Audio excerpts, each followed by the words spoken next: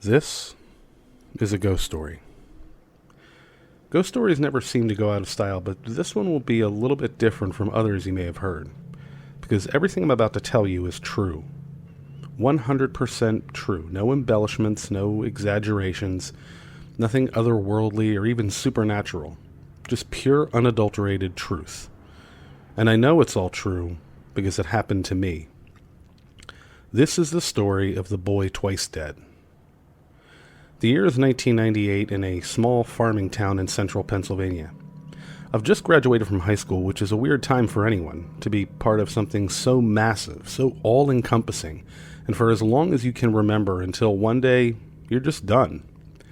The group that you'd been a part of since you were 5 suddenly disperses, with everyone drifting apart like sands in the tide. That summer, I was working at a popular convenience store in the area, and I would often encounter people I knew from high school. One day, someone I sort of knew came in, and as I'm ringing him up, he says, "Did you hear about Jeff?" Jeff was one of those weird kids. Not the kind that you feel uncomfortable around or wary of, more like the type that you barely even notice. Quiet, hardly says a word to anyone, his entire life story nothing but a blank to everybody. So when this person said, "Did you hear about Jeff?" it took me a second to even realize who he was talking about, even though it was someone I had been around for more than 10 years. Jeff died. When he said this, it hit me like someone telling you it was raining root beer outside. It sounded like gibberish, like it didn't even make sense. I'm 17 years old in rural Pennsylvania. Who dies? How does one die here? Here, and at that age. How can someone whose life trajectory ran parallel to mine be dead? I asked him for more details, but he just shrugged and said he had a rough home life. I had no idea what that meant or was even alluding to, but I left work that day with the understanding that Jeff was dead. As soon as I got home, I took out my senior yearbook, found his picture, and underneath it I wrote, "Died 1998. A few weeks later, many of my friends are getting ready to head off to college. I wasn't, because I was one of those idiots who never plans for the future, so I was still working at the convenience store job when one day I look up and I see him walking from his car toward the entrance, just walking in like nothing in the world was wrong with anything. It was Jeff.